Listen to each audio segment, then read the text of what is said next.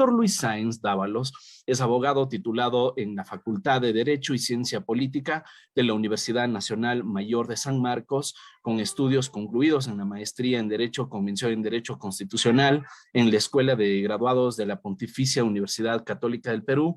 Además es profesor de Derecho Constitucional y Procesal Constitucional, también de Derecho Público en los programas de formación de aspirantes, capacitación para el ascenso y actualización y perfeccionamiento de la Academia de la Magistratura en el Perú.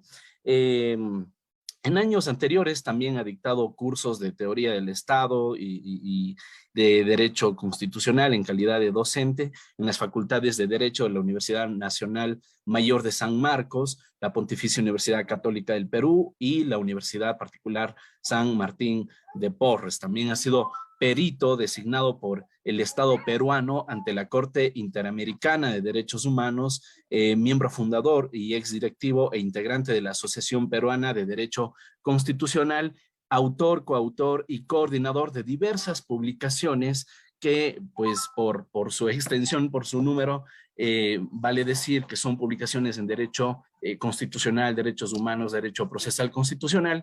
Estamos con una gran persona que se ha preparado justamente en esta materia y seguro disfrutaremos muchísimo esta conferencia. El profesor Luis Sáenz ya nos acompaña. Muy buenas tardes, estimado profesor. Bienvenido, lo escuchamos. Mis primeras palabras son de agradecimiento al Instituto Latinoamericano de Investigación y Capacitación Jurídica, Latin Juris, en la persona de mi distinguido colega Damián Armijos Álvarez, y por supuesto por su intermedio a los otros distinguidos colegas que nos acompañan esta tarde. A mí se me ha convocado básicamente en esta ocasión para hablar de uno de los temas, tal vez, por qué no decirlo, más recurrentes dentro del ámbito del derecho constitucional y en particular dentro de la teoría general de los derechos humanos. Y lo es seguramente porque hablar de la igualdad es hablar de uno de los derechos sobre los cuales más explicaciones y más desarrollo se ha hecho o se ha realizado a través de la historia del constitucionalismo. Sin embargo, al mismo tiempo es pertinente indicar, es necesario señalar que a pesar de corroborarse que existe hoy en día un consenso bastante generalizado acerca de la importancia, la trascendencia, la relevancia que asume este importantísimo derecho fundamental, no siempre ha existido pues una idea muy unificada en la manera como se le debe entender o con qué perspectivas se le debe enfocar. Y efectivamente esto se corrobora si, por ejemplo, hacemos una brevísima exploración de corte elementalmente histórico. En los Estados Unidos, por ejemplo, creo que para nadie es un secreto detectar que la famosa cláusula de no discriminación aparece reconocida por vez primera y de modo progresivo, hay que recordarlo, por conducto de la 13ª, 14ª y 15ª enmiendas, ¿no?, a la Constitución norteamericana de 1787 y que a su vez son consecuencia directa, ¿no?, del impacto que tuvo en su momento el famoso conflicto, la famosa guerra civil producida entre los años 1861 y 1865 y que de alguna manera tuvo como motor principal, como motivación, eso es perfectamente corroborable, ¿no?, efectivamente la lucha por evitar la esclavitud, por superar la esclavitud y por marchar, pues, de alguna manera hay que decirlo, hacia una sociedad mucho más igualitaria. Sin embargo, a pesar de que el constitucionalismo norteamericano efectivamente optó por enarbolar unas banderas en el sentido de que la esclavitud tenía que quedar, pues, obviamente eliminada del panorama, sin embargo, no deja de ser menos cierto que, ¿no?, consolidar el concepto de lo que representaba la igualdad no fue una cosa muy sencilla que digamos, tuvieron que superarse muchísimas brechas a lo largo de la evolución del constitucionalismo dentro de dicho país. Evidencia de lo que señalamos, por ejemplo, lo constituye el hecho de la famosa teoría, de la famosa, entre comillas, doctrina denominada por algunos, ¿no?, como iguales pero separados, ¿no?, y que estuvo muy en boga hacia el año 1896, justamente por haber sido establecida en el contexto del famoso caso Plessy versus Ferguson, ¿no es cierto? Donde se llegó a decir por la Corte Suprema de los Estados Unidos de Norteamérica algo así más o menos como lo siguiente, ¿no? Que la verdadera igualdad consistía en el reconocimiento pleno de los derechos a favor de todos, pero que sin embargo, y a despecho de eso, eso no significaba que todos pudieran estar, pues, en una suerte de interactuación permanente. Se hablaba de una igualdad a partir del reconocimiento de derechos, pero bajo la lógica de que las mismas personas que tenían esa supuesta igualdad al mismo tiempo debían estar separadas. Es decir, se hablaba de una suerte de estatus de felicidad mientras las personas tuvieran los mismos derechos, pero paradójicamente estuvieran totalmente separadas. Bueno, pues un concepto bastante curioso, por decirlo de alguna manera, que evidentemente tuvo que en algún momento también ser dejado de lado, y evidencia de ello ya pues obviamente lo fueron ciertos pronunciamientos emitidos por la Corte Suprema ya entrado el siglo XX, ¿no? Donde se partió ya del concepto de que efectivamente esa lógica segregacionista, esa concepción, esa famosa teoría, esa famosa doctrina de iguales pero separados resultaba inaceptable, no representaba el mensaje de lo que evidentemente se había reconocido por vía de las enmiendas a la Constitución norteamericana, y había que marchar hacia una nueva conceptualización de las cosas, ¿no? Igualdad sí, pero en igualdad de circunstancias, evidentemente, y eso se trataba primordialmente.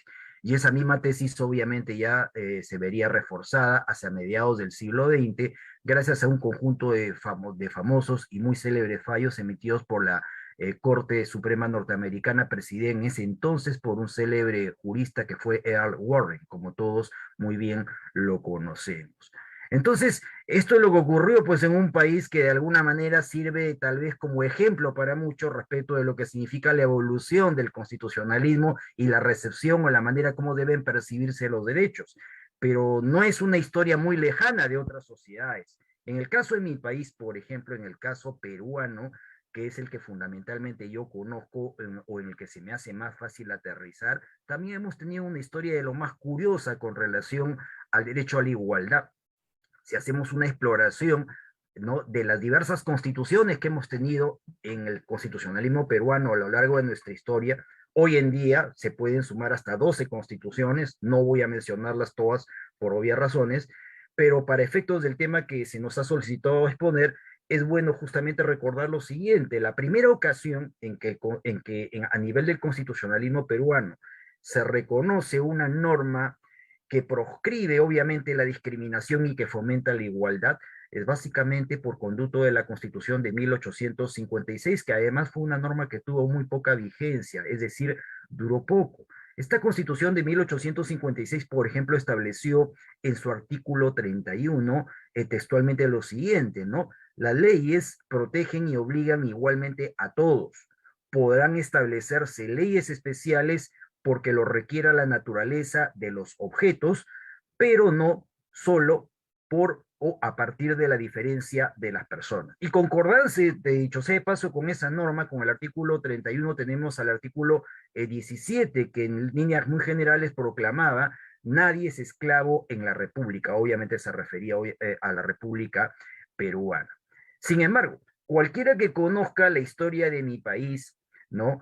Haya hecho un repaso, ¿no?, sobre todo de lo que decían las constituciones del siglo XIX y de las corrientes de pensamiento que de alguna manera trataban de explicar o fundamentar las ideas que por entonces se predicaban o se enarbolaban, por corroborar que por más énfasis que se le daba al mensaje que aparecía en las constituciones, ¿no?, y a la buena intención que de pronto podían tener la proclama de los gobernantes, las proclamas políticas, esa suerte de discurso igualitario no era precisamente muy consecuente con lo que en la realidad evidentemente se presentaba, porque todos sabemos en el Perú que, por ejemplo, muy a pesar de lo que se haya dicho desde 1856, esclavitud ha existido hasta casi fines del siglo XIX, y es muy fácil corroborarlo, ¿no? Ustedes se van a la Biblioteca Nacional de mi país, ¿no? Agarran y extraen uno de los ejemplares del famoso diario El Comercio, que dicho sea de paso es el diario más antiguo de mi país, de mi estado,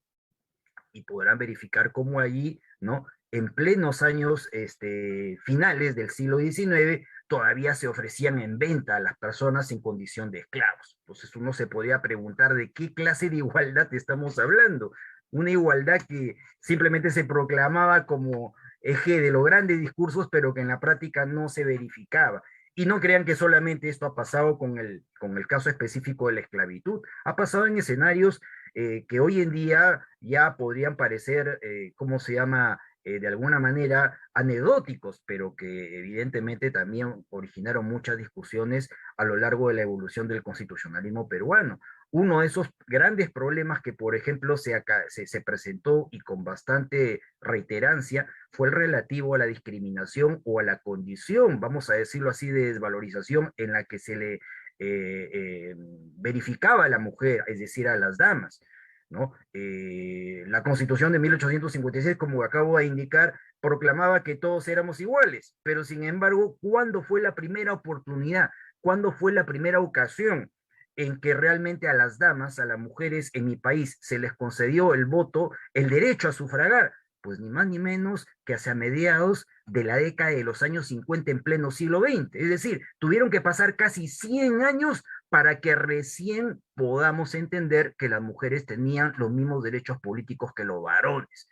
Entonces, otra vez me vuelvo a preguntar de qué clase de igualdad estamos hablando. Y si esta misma lógica la trasladamos hacia otros espacios, como por ejemplo aquel que tiene que ver con la condición de aquellas personas que se encontraban en situación de analfabetismo, la situación es todavía mucho más dramática. Que se conozca en el constitucionalismo peruano la primera ocasión en que se les confiere el derecho al voto a las personas en condición de analfabetismo es a partir de la Constitución del año 1979, ¿no? Cosa curiosa. Entonces uno se repreguntaría nuevamente, ¿de qué clase de igualdad estamos hablando? Y si hacemos un repaso de las ideas, ¿no? Y de los mensajes que muchos ideólogos daban, por ejemplo, al constitucionalismo peruano desde fines o inclusive dentro de buena parte del siglo XIX, nos encontraremos con algunos institutos de lo más curiosos. En alguna época, por ejemplo, algunos pensadores peruanos postulaban como algo perfectamente normalizado la existencia de modalidades de sufragio como el voto censitario o el voto capacitario. ¿Qué significaba el voto censitario? La capacidad a la que podían acceder por vía del sufragio para decidir el destino de la República, únicamente reconocida en favor de aquellas personas que gozaban del derecho de propiedad. A eso se le denominaba voto evidentemente censitario. ¿Y cuál era el voto capacitario? Aquel que defendía un famoso pensador de nombre Bartolomé Herrera, a partir del cual se decía que solamente las personas inteligentes tenían derecho a sufragar. Entonces, vamos, ¿no? La gran pregunta que muchos se han hecho a lo largo de la historia del constitucionalismo peruano es si ese derecho a la igualdad ha significado en todas las épocas exactamente lo mismo.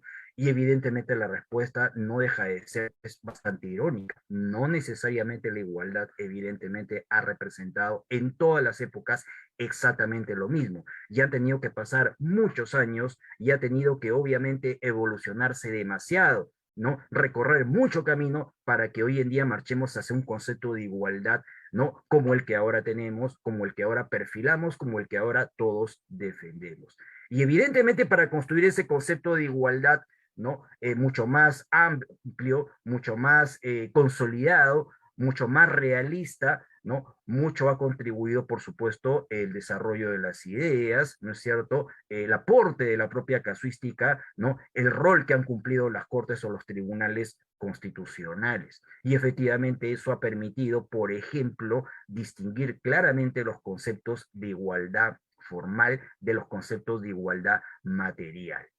Uno, por cierto, más contemporáneo que el otro. En ese escenario, ¿qué cosa es la igualdad formal? Bueno, yo no pretendo aquí, pues, evidentemente, hacer una suerte de explicación demasiado dogmática respecto del tema. Me limitaré únicamente a recordar algunas ideas comunes o elementales. La igualdad formal, evidentemente, es la igualdad ante la ley, ¿no? Aquella, ¿no?, que se predica a partir de lo que normalmente las cartas constitucionales enuncian, señalando que evidentemente todas las personas, a partir de la voluntad de lo que determina la ley, deben ser tratadas en igualdad de condiciones y que por consiguiente nadie debería ser discriminado por ningún tipo de situación, por ningún tipo de circunstancia, ¿no? Nuestra Constitución peruana actual, la vigente desde 1993, por ejemplo, entre otras cosas, nos establece que nadie puede ser discriminado por razones de raza, de sexo, religión, opinión, pensamiento político, origen o cualquier otra circunstancia que evidentemente se pueda presentar.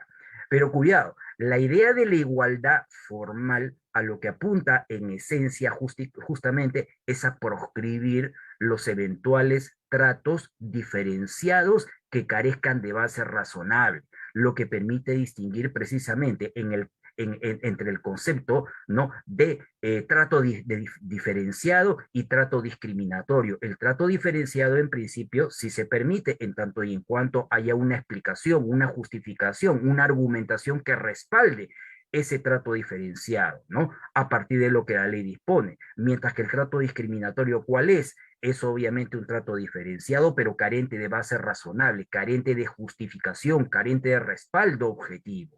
Y evidentemente lo que proscriben las constituciones, lo que proscribe el derecho constitucional y lo que no acepta bajo ningún concepto el contenido esencial del derecho a la igualdad es que se proceda a discriminar a las personas a partir de razones que resulten de lo más absurdas.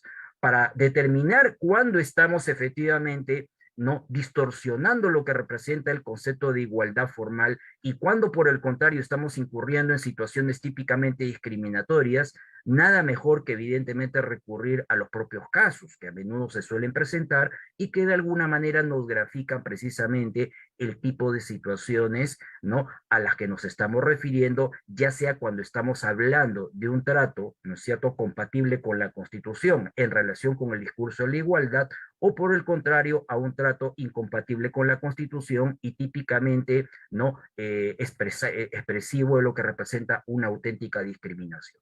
Por ejemplo, ¿no?, cuando a un grupo de personas se les permite el acceso a un establecimiento público, a un lugar público, es bajo la lógica de que todos tienen el derecho de poder acceder al mismo. Todos tienen la posibilidad precisamente de participar en igualdad de condiciones, ¿no?, en las oportunidades, en las facilidades, ¿no?, en la cobertura, ¿no es cierto?, que le puede otorgar a cualquier grupo de personas, a cualquier individuo en particular, ese establecimiento al cual se puede acceder.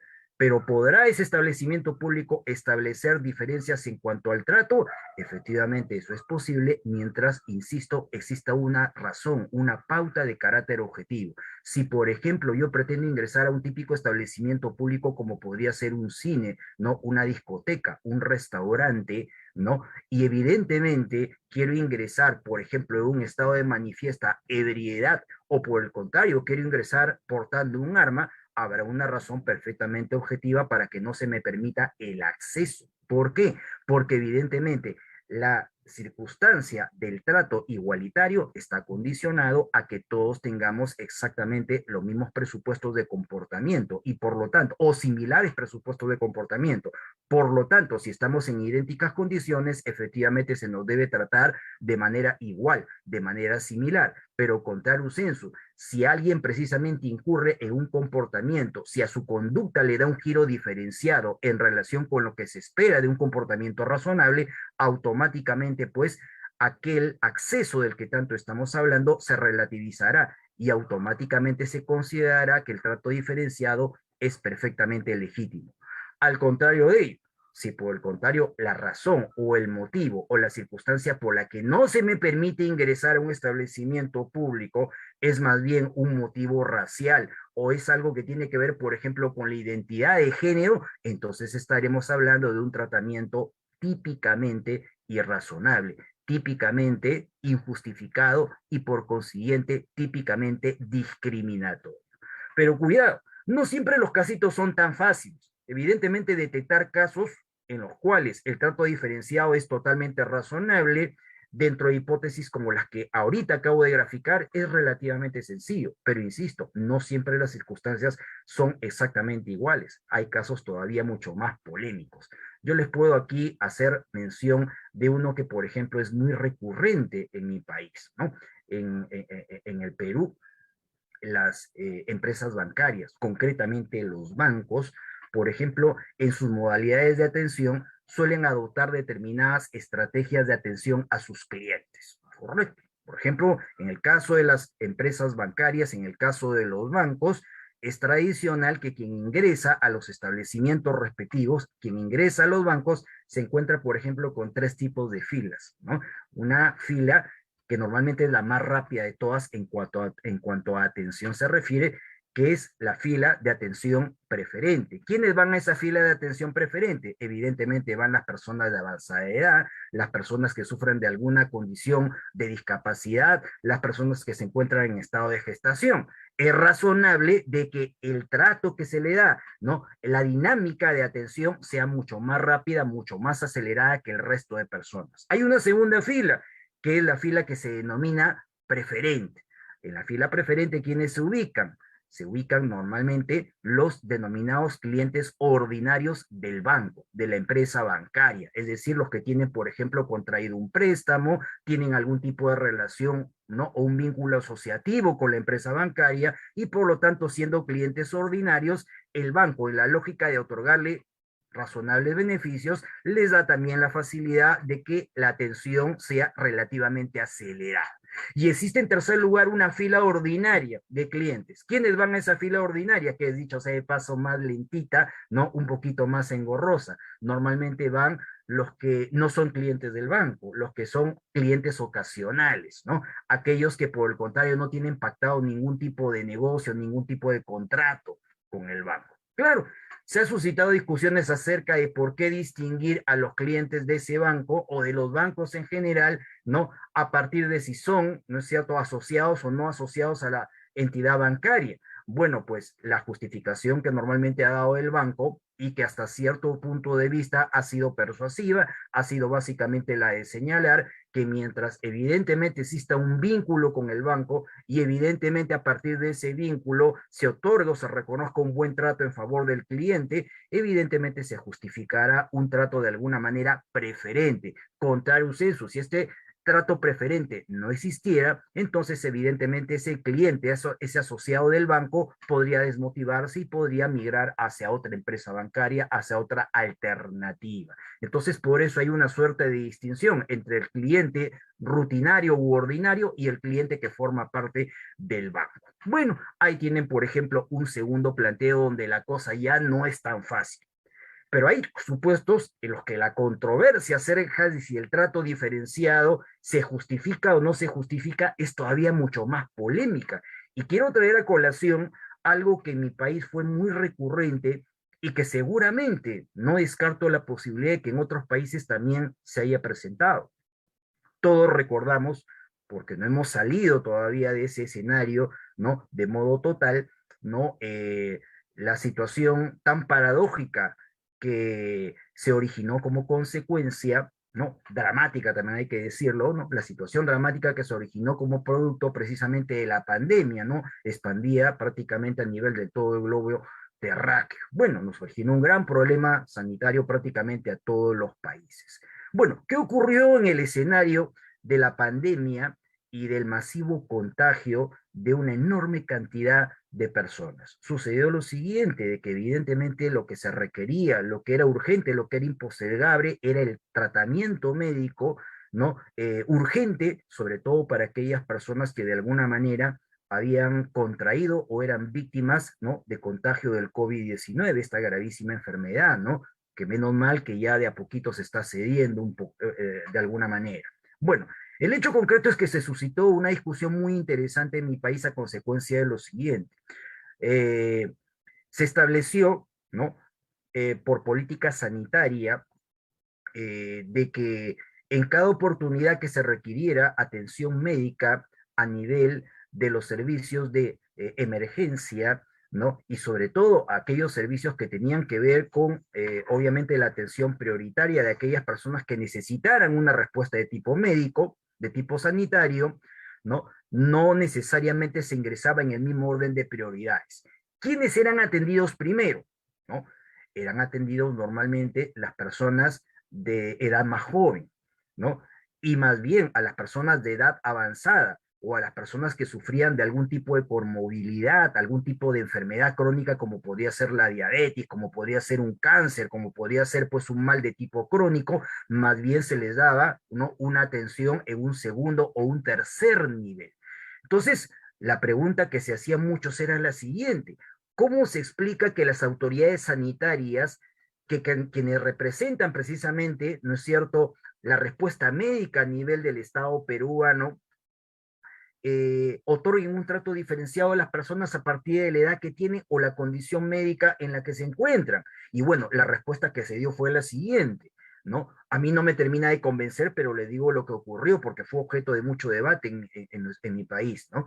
La respuesta que se daba por parte de las autoridades sanitarias era la siguiente: que las personas más jóvenes tenían mayores posibilidades de recuperarse frente a un contagio, ¿no?, por el COVID-19, mientras que aquellas personas que tenían avanzada edad o más bien sufrían de comorbilidades, evidentemente no resultaba muy probable, ¿no?, la posibilidad de que puedan recuperarse en términos médicos. Entonces, eso era lo que otorgaba cierta explicación al trato diferenciado. Bueno, se presentaron grandes controversias en mi país a consecuencia de esto. Se presentaron algunos casos muy sonados de personas que alegaban trato discriminatorio, y es más, abiertamente contrario a la dignidad, a partir de que precisamente las autoridades sanitarias, las autoridades encargadas del manejo de los hospitales públicos, daban un trato preferente a las personas a partir precisamente, ¿no es cierto?, de la edad que ostentaban o de la mejor condición médica en la que se encontraban. Muchos consideraron de que esta distinción en cuanto a las posibilidades de ser atendidos en los servicios de emergencia resultaba absolutamente absurda, resultaba absolutamente injustificada. A título personal, nunca me ha persuadido, y debo decirlo en honor a la verdad, este tipo de respuesta sanitaria. Yo creo que es bastante opinable, es bastante discutible desde el concepto de lo que representa el trato digno que debe tener todo ser humano. Creo que relativizar a las personas a partir de las posibilidades de poder subsistir frente al contagio que experimentan respecto de una enfermedad grave no es precisamente un argumento muy sólido que digamos. Puede ser de que estemos hablando de aplicar las reglas propias de la guerra a un tema de emergencia sanitaria, pero en fin, en mi país se dio esta polémica, se dio esta gran discusión y no se ha terminado de superar del todo, porque si ustedes examinan los protocolos médicos de los hospitales públicos del Perú, se van a dar cuenta de que esto sigue plenamente vigente y no es precisamente una fórmula que termine siendo totalmente satisfactoria. Entonces uno podría decir, caramba, se supone que si todos somos iguales ante la ley, evidentemente, siendo todos personas, siendo todos ciudadanos, mereciendo todos el derecho a una atención médica, no debería procederse a clasificarnos de una manera tan rigurosamente discutible, por decirlo de alguna manera. Entonces, evidentemente, no siempre, pues, como acabo de reiterar, los casos son rigurosamente fáciles. Bueno, pero a lo que se apunta, en esencia, cuando hablamos de la igualdad esencialmente formal, es a que precisamente la ley garantice de alguna manera un trato igualitario entre las personas, independientemente de las razones en las que se puedan o de las circunstancias en las que se puedan encontrar. No puede distinguirse a las personas a partir del pensamiento que tienen, a partir del origen que han tenido, a partir de la identidad con la que obviamente se visibilizan, a partir obviamente del idioma que tienen, porque eso evidentemente sería rigurosamente subjetivo y por lo tanto presumiblemente discriminatorio. Pero frente a las insuficiencias que nos plantea un concepto de igualdad formal, es que evidentemente en las últimas décadas ha irrumpido en el escenario el concepto de igualdad material, que es un concepto tremendamente valioso, como seguramente lo compartirán muchos de mis colegas. La igualdad material apunta hacia otra cosa, hacia una visión mucho más omnicomprensiva de lo que representa la igualdad. ¿Por qué? Porque cuando hablemos de igualdad material estamos hablando de contextualizar el trato igualitario en un escenario mucho más expansivo, el escenario que tiene que ver directamente con la condición de tipo social, económica o incluso hasta cultural en la que puede encontrarse una persona y que no siempre le pueda resultar favorable, porque muy a despecho del gran discurso igualitario del que hacen gala las normas jurídicas, todos sabemos que desde el punto de vista real, no todos tenemos la posibilidad de podernos enfrentar en igualdad de condiciones frente a las brechas que nos proporciona o nos impone el mundo real. Entonces, como quiera que no todos tenemos las mismas condiciones ni las mismas oportunidades, y por consiguiente la realidad no siempre nos favorece a todos de igual o similar manera, es que precisamente se postula la lógica de crear condiciones para de alguna manera acercar, ¿no? Afinar la condición en la que se encuentran las personas, hablo de la condición distintiva, en aras precisamente de marchar hacia un concepto de igualdad material, que en el fondo no es otra cosa que la igualdad real, la igualdad que trasciende el discurso meramente normativo.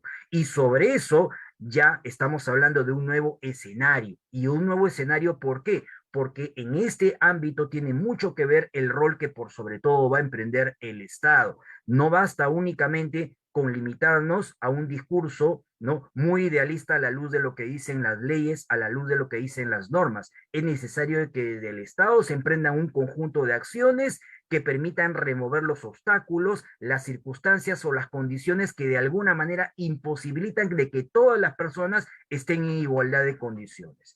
Y entonces se asume de que la mejor manera precisamente de remover esos obstáculos, la mejor manera de vencer esas trabas o esas brechas pasa, aunque resulte paradójico, por relativizar de alguna manera, por limitar lo que representan parte de los contenidos de la igualdad meramente formal, en aras precisamente de fomentar contenidos en favor de la igualdad material. En otras palabras, la igualdad material de alguna manera se nos aparece como una suerte de límite respecto de la igualdad formal, pero un límite de base perfectamente razonable, porque a veces es conveniente relativizar precisamente los alcances de la igualdad de tipo formal en la lógica de obtener una igualdad mucho más profunda, mucho más consolidada, como sería evidentemente la igualdad de tipo real o de tipo material. Sobre esto también hay abundante casuística y es muy fácil detectar. Las constituciones, en particular la constitución de mi país, por ejemplo, proclama que la mayor parte de derechos sociales son para todos, ¿no? El derecho a la educación, el derecho a la seguridad social, el derecho a la salud, del que ya hemos hablado. También nos habla, por supuesto, de que todas las personas tienen derecho a acceder a un puesto de trabajo. La gran pregunta que muchos se hacen es, a pesar del discurso constitucional de que todos tienen derecho al trabajo, ¿todos podrán acceder en iguales condiciones al derecho al trabajo? La respuesta es muy simple, ¿no?, de realizar, pero también muy dramática al momento de constatar. Si, por ejemplo, estamos hablando de acceder a un puesto de trabajo, queda claro, es plenamente verificable que es más fácil que consiga un trabajo, que acceda a un puesto, laboral, una persona que, por ejemplo, no sufre de algún tipo de impedimento, por ejemplo, de tipo físico. Las personas que por el contrario sufren algún tipo de impedimento físico no siempre tienen la posibilidad de poder competir en igualdad de circunstancias con aquellos que por el contrario no han tenido todas las facilidades desde el punto de vista de lo que representa su estado de salud. Entonces, evidentemente, la única manera de poder permitir de que aquellas personas que tienen algún tipo de limitación o impedimento físico puedan hacer en igualdad de condiciones a un puesto de trabajo, es de alguna manera relativizando parte de la igualdad formal. Por eso no es raro que, por ejemplo, a quienes forman parte de concursos o de evaluaciones a puestos de trabajo, por el solo hecho de sufrir un impedimento físico, se les dé una suerte de aliciente, se les dé una suerte de puntaje adicional que les permita acceder con mejores condiciones precisamente al anhelado puesto de trabajo, al acceso laboral, que evidentemente es aquella proclama de la que nos habla evidentemente la Constitución. Pero no es solamente pues el único escenario en el que obviamente se pueden plantear discusiones alrededor de la igualdad de tipo material. Hay uno que también es bastante recurrente y que tiene que ver con parte de lo que comentaba al inicio de mi exposición, es la condición de la mujer. No estoy en condiciones de poder decir de que todas las realidades de todos los países sean exactamente iguales, pero sí puedo anticiparme a señalar que hay una suerte de tendencia a que la condición de la mujer, la condición de las damas no haya sido en todas las sociedades precisamente tan favorecida como en cambio sí lo ha sido, ¿no?, la condición en la que se encuentran los varones. Más allá, obviamente, de posturas ideológicas, de discursos que se puedan adoptar sobre dicha tesis. En mi país, por ejemplo, la tendencia siempre ha sido a que quienes logren un mejor desarrollo profesional, logren acceder a los mejores puestos de trabajo, a las mejores ocupaciones o inclusive a los más altos cargos públicos, sean normalmente los varones. ¿Esto es bueno? ¿Esto es aconsejable? Definitivamente que no lo es. Entonces, ¿cómo se ha buscado derrumbar las brechas, las trabas, las dificultades en el acceso de las mujeres, ¿no?, para importantes responsabilidades, para importantes ocupaciones, adoptando fórmulas como por ejemplo la de las cuotas de género, que permiten precisamente que las mujeres siempre estén presentes en los concursos, siempre estén presentes en las evaluaciones, siempre estén presentes en las oportunidades que cualquier tipo de fórmula, ¿no es cierto?, que garantiza el acceso al empleo, evidentemente se pueda producir en el plano de la realidad. Es decir, no basta únicamente con decir se tiene derecho al trabajo, se trata de buscar fórmulas a través de las cuales siempre en cada convocatoria para un puesto de trabajo siempre exista una cuota mínima en favor de las mujeres, porque si al contrario de ello nos atenemos a lo que es una suerte de tendencia muy arraigada en la sociedad peruana, lamentablemente no siempre la mujer va a encontrarse en las mejores condiciones. En la lógica de revertir precisamente esta realidad es de que se ha aprobado, ¿no?, bastante legislación que tiene que ver precisamente con el sistema de cuotas en favor precisamente de la mujer, en favor de las damas. De eso se trata precisamente porque se ha constatado que en la realidad las oportunidades en las que se ha encontrado la mujer por tradición no han sido tan favorables respecto de las situaciones o condiciones en las que, por ejemplo, se han encontrado los varones. Hay un tema que, por ejemplo, quiero comentar antes de culminar mi exposición, que en esta ocasión va a ser bastante breve, que ha originado también un profundo debate en mi país y que es el que tiene que ver con los derechos sexuales y reproductivos, ¿no? Eh, en el Tribunal Constitucional peruano, en más de una ocasión, ¿no?, se ha planteado el debate acerca de si el uso del denominado anticonceptivo oral de emergencia, que en mi país recibe el nombre convencional de píldora del día siguiente, ¿no?, puede ser repartido gratuitamente para las personas de menores recursos. Y el Tribunal Constitucional, ¿no?, ha tenido diversos pronunciamientos sobre esta temática, uno más contradictorio que el otro. Y hasta hace poco tiempo atrás se emitió una sentencia en la cual se practicó un discurso desde mi punto de vista, hablo a título personal, bastante opinable. ¿Y en qué consistía este discurso? En el discurso de asumir de que la liberalización, ¿no?, el reparto gratuito del anticonceptivo oral de emergencia implicaría una suerte de fomento en pro del aborto, lo cual, dicho sea de paso, es bastante opinable, es bastante debatible. Pero más opinable o debatible es lo siguiente, de que el Tribunal Constitucional optó por ese discurso de decir de que el anticonceptivo oral de emergencia era presuntamente gratuito, ¿no?, prohibió su reparto gratuito en los hospitales públicos, es decir, impidió de que accedan al mismo las personas de menores recursos, pero en cambio garantizó, ¿no?, su venta en las instituciones privadas. Es decir, en mi país, quien quiere comprarse un anticonceptivo oral de emergencia va a cualquier establecimiento privado, va a cualquier farmacia y se lo compra. ¿Por qué? Porque tiene dinero, porque tiene recursos. Y quien más lo puede necesitar, por diversas razones, aquellas personas que no cuentan con recursos económicos, no se les permite el acceso gratuito bajo la presunción de que allí habría obviamente una práctica de tipo abortivo. No es muy coherente el discurso como ustedes lo podrán verificar, porque si para mí el anticonceptivo oral de emergencia, ¿no?, es presuntamente abortivo, entonces no debería ni siquiera venderse, correcto. Pero ¿qué cosa le ocurre en mi país? Algo muy paradójico, ¿no? Negamos su reparto gratuito a pesar de que es un, ¿no?, claro fármaco que sirve en pro precisamente del control de la natalidad, ¿no? Y al mismo tiempo, ¿no?, a pesar de que negamos su reparto gratuito, permitimos su venta, so pretexto de que precisamente no hay que atentar contra la libertad de mercado. Entonces, la gran pregunta que se hace muchos es, ¿estás predicando una igualdad solamente en favor de quién? En favor de las personas que cuentan con recursos económicos como para poder, obviamente, acceder al anticonceptivo oral de emergencia, olvidándote de que precisamente quienes más pueden requerir de ese tipo de fármaco son precisamente las personas de menores recursos y que hayan, ¿no?, de alguna manera tenido la necesidad de acceder al mismo como consecuencia de un embarazo no deseado, por ejemplo. Entonces, evidentemente, ahí hay una gran respuesta, un gran reto pendiente por parte del Tribunal Constitucional, porque este caso ha vuelto a llegar y esperamos que evidentemente la respuesta en los próximos tiempos de alguna manera grafique la real naturaleza de este problema, más allá obviamente de la fórmula a la que finalmente se arribe. En resumidas cuentas, la lógica de la igualdad material, ¿a qué apunta?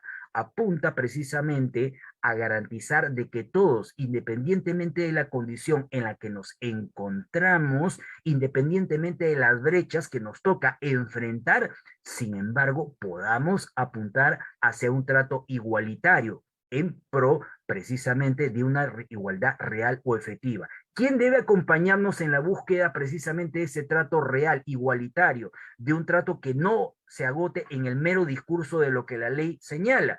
Evidentemente tendrá que ser el Estado, ya sea por la vía directa o por la vía indirecta, porque hablar de la igualdad real o material es hablar de un asunto muy serio, es hablar de algo que trasciende al discurso propiamente jurídico, es obviamente comprometernos con los grandes objetivos del discurso constitucional, que en el fondo lo que quieren es de que todas las personas puedan gozar de la totalidad de derechos fundamentales sin ningún tipo de traba, sin ningún tipo de brecha, sin ningún tipo de barrera, y de que evidentemente los derechos puedan ser garantía de ejercicio pleno absolutamente para todos los ciudadanos, para todas las personas, para todos los individuos. Sé que es un tema tremendamente pendiente de grandes desarrollos y por supuesto las respuestas que en el plano de la jurisprudencia se han dado en algunos casos no han sido todos los satisfactorias del caso, en otros supuestos sí evidentemente se han marchado o se han dado respuestas bastante interesantes, pero eso ya depende obviamente de un análisis mucho más extensivo que en esta oportunidad y por razones de tiempo no voy a poder emprender. En resumidas cuentas, el derecho a la igualdad es uno de los atributos más importantes. Hemos podido evolucionar bastante respecto de las concepciones iniciales de lo que representaba la igualdad. Hemos trascendido al concepto de igualdad formal y hoy en día todos estamos en la bandera de lo que representa la igualdad real o efectiva. Evidentemente todavía hay mucho camino por recorrer y en esa lógica estamos absolutamente todos los que creemos en lo que representa el Estado democrático de derecho y por supuesto los valores que éste proclama. Les agradezco mucho su invitación y por supuesto si en algún momento hubiera oportunidad de diálogo, hubiera oportunidad de absolver alguna preguntita, yo siempre quedaré perfectamente disponible para poder, ¿no?, atender sus solicitudes. Muchas gracias. Muchísimas gracias, igualmente apreciado profesor, por esta interesantísima exposición. Vamos con las preguntas. Yo quisiera partir de un hecho y es que a nivel de la Constitución ecuatoriana, por ejemplo, y me parece que seguramente la mayoría de constituciones latinoamericanas tendrán disposiciones semejantes que señala que los extranjeros gozan de los mismos derechos que gozan pues los ciudadanos, los nacionales, ¿no es cierto? Entonces, a pesar de aquello, cuando vemos determinados espacios, sobre todo los turísticos, en realidad le dan un trato totalmente diferenciado al extranjero. Dígase, te quieres subir en el bus que te da el City Tour por no sé dónde, nacionales les cuesta tanto y extranjeros les cuesta más. Entonces, claro, decimos, oye, pero si es que tiene los mismos derechos que los nacionales, ¿cuál es la lógica detrás de eso? ¿Realmente se está perjudicando a ese derecho a la igualdad? Eh, ¿O hay alguna razón que permita justificar un límite en esas condiciones? Bueno, a ver, mi estimado colega, esa anécdota, o bueno, más que anécdota, esa realidad que me describes que se suscita en Ecuador, no es muy lejana de lo que también se suscita en el Estado peruano, en mi país. ¿Ah? Eh, por un lado tenemos efectivamente que hay una tendencia, no es generalizada, pero sí hay una cierta tendencia a verificar que el trato para con el extranjero no suele ser el mismo para con el nacional. Y esto a veces es muy diferenciado en función de la zona del país en la que nos encontremos, ¿no? Hay zonas del país donde se le trata mucho mejor al extranjero y hay otras zonas donde evidentemente no es precisamente el trato que se le dispensa el precisamente el ideal. Bueno, la justificación, que no digo que sea realmente muy sólida, pero que suelen darse cuando hay esa suerte de trato diferenciado, sobre todo en eso de las exigencias en cuanto a los cobros, es básicamente la siguiente, ¿no? Que el extranjero viene de otro tipo de realidad, ¿no? Por lo menos se parte de esa presunción. Entonces, cuando se trata precisamente de atenderlo, ¿no? Como quiera que viene una realidad económica distinta, donde las condiciones son mucho más favorables, entonces se justifica de alguna manera el aplicarle exigencias cuantitativas mucho más fuertes que aquellas que se les aplica a los nacionales. Por ejemplo, si uno visita la ciudad del Cusco, quiere visitar las ruinas de Machu Picchu, por ejemplo, al extranjero usualmente por los servicios le suelen cobrar en dólares, mientras que por el contrario, al nacional solamente se le cobra en moneda peruana. Entonces la pregunta es, ¿hay base objetiva para eso? Bueno, las respuestas que yo he escuchado, ¿no? Que no digo que sean perfectas, apuntan básicamente a lo que acabo de indicar, que el extranjero está viniendo de una realidad distinta, de un sistema económico diferenciado y de una realidad que evidentemente es mucho más favorable en relación con el propio nacional, es decir, con el propio peruano. Esto podría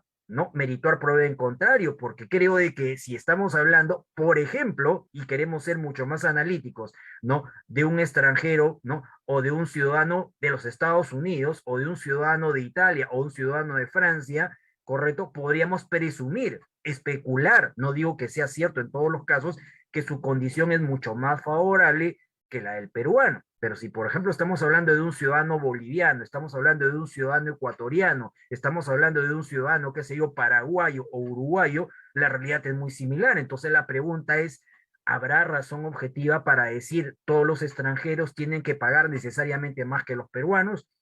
Yo creo que no es muy sólida la respuesta que a veces se suele dar. Habría que tener en todo caso un mapeo más generalizado, un análisis mucho más contundente desde el punto de vista estadístico para poder arribar a la conclusión de que efectivamente se justifica exigencias cuantitativas mucho más poderosas. Si ustedes se van al aeropuerto principal de mi país, al aeropuerto internacional Jorge Chávez, van a ver pues que los servicios de taxi hacen cobros diferenciados. Si se trata de un extranjero, le cobran pues, ¿no? Entre 20, 30, 40 o 50 dólares para una carrera, como le decimos nosotros, un servicio de taxi. Si se trata de un nacional, evidentemente le cobra pues 10 o 20 soles, que no equivale sino pues qué sé yo, ¿no? A 4 o 5 dólares. Ahora, ¿hay razón objetiva para eso? Bueno, no existe normativa, no existe base jurídica que respalde ese tipo, ¿no es cierto?, de fórmula. Es básicamente una suerte de trato, es una suerte de tendencia, es una suerte de práctica o es una suerte de costumbre que se viene asumiendo. Ahora, cuando las costumbres tienen alguna razón tras las mismas, cuando las motivaciones o los comportamientos de alguna manera tienen algún tipo de reiteración, se vuelven de alguna manera repetitivas, ¿no? De alguna manera se consolidan. Pero cuando esas costumbres ya empiezan a lidiar con aspectos bastante subjetivos, como por ejemplo los raciales, como por ejemplo, qué sé yo, los que tienen que ver, ¿no?, con el nacionalismo excesivo, ya estamos ingresando a un terreno bastante polémico que definitivamente sí podría originar típicos problemas de discriminación que bajo todo punto de vista tendrían que ser calificados como inaceptables, ¿no? Eso es lo que yo le podría comentar, pero sí es una Excelente. realidad muy parecida. Sí, sí, por supuesto que sí, está muy bien. Y de hecho le creo en algunas cosas que me han pasado también visitando algunos países de por aquí, de América Latina. Ahí el trato diferenciado, inclusive entre latinoamericanos, ¿no? Algo que también medio le quería comentar es que aquí en el país hubo un tiempo muy corto, no sé si fue unos 2 o 3 meses, pero una entidad bancaria también optó por hacer esta triple fila, ¿no? Yo me enteré porque resulta que yo era usuario de ese banco y me tocó hacer la fila número 2, digamos, la segunda en la preferencia. Y la verdad, me sentí como avergonzado, como tímido de ocupar esa fila, Lo mismo me porque pasó a estabas mí. acostumbrado, ¿verdad? Sí, es que lo que pasa es que estás acostumbrado a ser tratado de una manera que luego cuando te llevan a un privilegio, no sé, pues también resulta incómodo, ¿no? No sé qué pasaría, pero luego eliminaron eso. No sé si es que hubo ya quejas de la gente, no sé, pero bueno, eliminaron eso y ahora todo es solo la fila preferencial, es así la justificada, tercera edad, mujeres en estado de gestación y más, y la de todos, ¿no? Tenemos la mano levantada de, no ha puesto su nombre, pero es el usuario Samsung. Lo escuchamos, doctor. Buenas noches. Está con su Su micro apagado. micrófono. Ok, ahora sí, buenas noches. Buenas noches. Pregunta para el profesor. Entonces, ¿no ha sido suficiente el desarrollo del derecho constitucional e incorporar en nuestras constituciones el derecho de igualdad per se? Ya que la vida real refiere a algunos actos usuales de discriminación que han subsistido en el tiempo y que no las podemos superar. Como el caso de los curiosos ejemplos que usted ha citado de su país, especialmente lo del voto censitario y el voto capacitario, que son curiosidades descomunales. Y en mi país debo contarle que hasta el siglo pasado, hasta el siglo XX, las haciendas se vendían con el número de matas y de sembríos y el número de indios que las integraban. La venta era en paquete. Y en estos tiempos, en las casas bancarias de mi ciudad, que es un puerto internacional donde llegan turistas, etcétera, los nativos no podemos entrar a esa casa bancaria en pantalón corto, en short, en bermuda, pero los gringuitos sí pueden pasar tranquilamente a hacer sus transacciones. Esto le quería contar como una referencia, pero la pregunta de base es la expresada primero, doctor. Sí, bueno, la gran interrogante que se hacen muchos es justamente ¿bastará únicamente con proclamar una igualdad desde la perspectiva formal? Y la respuesta es clarísima. Es útil reconocer la igualdad formal porque evidentemente la ley tiene que garantizar ciertos estándares mínimos en cuanto al trato igualitario, pero definitivamente si somos consecuentes con la verdad es insuficiente. En otras palabras, no basta que la ley defina de que todos somos iguales. Es necesario atender, ¿no?, a esa igualdad real a la que todos más bien deberíamos apuntar, porque muy a despecho del discurso normativo, en la realidad no todos tenemos las mismas posibilidades, no todos tenemos las mismas condiciones. Puede ser de que algunos no hayan nacido, como se dice en mi país, en cuna de oro. Puede ser de que algunos, ¿no?, o algunas no hayan tenido la oportunidad, por ejemplo, ¿no?, de provenir, ¿no?, de una zona del país donde, por ejemplo, el nivel educativo, la enseñanza en los colegios sea muy sólida, que digamos. Puede darse el caso de que algunas personas, por diversas situaciones, condiciones que tienen que ver con su propia idiosincrasia, por su propio origen, no tengan las mismas facilidades que el ciudadano que, por ejemplo, forma parte de la urbe, forma parte de la capital, forma parte de la zona, digámoslo así, privilegiada del país. Entonces, un Estado que es un Estado responsable, que se da cuenta de esas desigualdades reales, debe atender precisamente a un sistema, ¿no?, o debe apuntar hacia un modelo en el que el discurso normativo no sea el único eje de desarrollo o de desenvolvimiento. Tiene que crear condiciones para que la igualdad sea real y efectiva, porque de lo contrario, la norma, desde todo punto de vista, se torna absolutamente insuficiente. Evidentemente, ha habido una gran evolución en materia de los conceptos de igualdad, eso no lo podemos negar. Cuando yo hacía referencia al voto censitario capacitario, le hablaba de instituciones anecdóticas del siglo XIX, menos mal que ahora ya no se dan, porque si se dieran serían absolutamente inconstitucionales e inaceptables por donde quiera que se le miren, pero de alguna manera grafican cómo eran los pensamientos, cómo eran las ideas hace algún tiempo atrás, a un tiro de piedra nomás. Por eso también les hablaba de la condición de la mujer. Nosotros en el constitucionalismo peruano proclamamos la igualdad desde mediados del siglo XIX, pero han tenido que pasar 100 años para que la mujer recién pueda votar. Entonces, ¿de qué clase de igualdad estamos hablando? De una igualdad mediatizada, de una igualdad que se agota en el discurso normativo, pero que no se compadece con lo que en la realidad realmente ocurre. Entonces, creo que el gran reto de los estados modernos consiste en no ¿no es cierto?, conformarse con el discurso meramente normativo, sino con reconocer responsabilidades, tareas, roles, obligaciones para que el Estado asuma compromisos en pro de la creación de condiciones de igualación real y efectiva entre todos los individuos, entre todas las personas.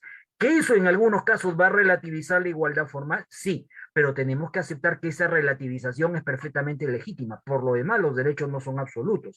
Los derechos pueden restringirse cuando de por medio estamos hablando de garantizar otros derechos fundamentales. En este caso estamos hablando de las dos dimensiones de la igualdad. Una dimensión que es importante porque efectivamente la ley tiene que decir de que todos somos iguales, pero una segunda dimensión que no deja de ser menos trascendente. A despecho de la igualdad meramente formal, meramente normativa, hay que crear condiciones para que la realidad nos permita efectivamente recibir un trato auténticamente igualitario. Eso es lo que le podría en todo caso comentar y le agradezco su preguntita. Sí, excelente, profesor. Muchísimas gracias por esta respuesta muy interesante. Y vamos, si es que nos permiten, por favor, una última pregunta antes de pasar a la siguiente exposición. Cintia Esteves, desde Bolivia, nos dice, buenas noches, ¿cómo percibe usted la aplicabilidad del principio de igualdad en relación al derecho de autoidentificarse culturalmente, cuando, por ejemplo, en el censo en Bolivia se ha quitado la opción de mestizo como opción de identidad cultural, dejando solo opciones de identificación indígena o blanca? Bueno, bueno, la verdad no tendría manera de cómo poder explicarme las razones por las que el Estado adopta ese tipo de formato, ¿no? Eh, las sociedades, no hablo solamente de la peruana, las sociedades a nivel latinoamericano son esencialmente multiculturales, ¿no? Apuntan hacia diversos orígenes. Se me hace muy difícil pensar, ¿no? Aunque no quiero criticar lo que ocurre obviamente en otros países, pero se me hace muy difícil pensar de que o solamente somos blancos o solamente somos negros, ¿no? Para utilizar simplemente la terminología propia de los colores normales que todos conocemos. Se me hace muy difícil pensar que somos o positivos o negativos. Se me hace muy difícil pensar que estamos de día o de noche. Siempre hay los matices, siempre hay los grises y siempre hay razones, ¿no?, que atienden perfectamente la individualización, sobre todo cuando estamos hablando de grupos perfectamente individualizados que atienden a su propia idiosincrasia, a su propio origen, a su propia cultura. Entonces, si se construye una fórmula a partir de la cual a las personas solamente se les clasifica de una manera tan aritmética, tan matemática, a mí me parece eso bastante opinable. En el caso peruano, si se aprobara una fórmula de ese tipo, no tengo la menor duda de que eso podría ser considerado inconstitucional, porque nosotros desde hace mucho tiempo nos venimos autodefiniendo como un Estado esencialmente multicultural, es decir, un Estado de varias culturas, un Estado de varias idiosincrasias. Y creo que eso es bastante repetitivo, bastante constante en buena parte de los países a nivel de Latinoamérica. Ustedes se van por Bolivia, ¿no? Ustedes se van por Ecuador, ustedes se van por Chile, ustedes se van por Argentina y van a encontrar una multiplicidad precisamente de identidades que responden a su propia idiosincrasia, que responden a su propia manera de concebir el mundo. Entonces, no me persuadiría mucho la fórmula de clasificar así tanta gente mete a las personas, por lo menos en el caso de mi país, yo eso lo vería muy opinable, ¿no? Sí, sí, igual pensaría que por ahí va también para el Ecuador. Doctor, muchísimas gracias.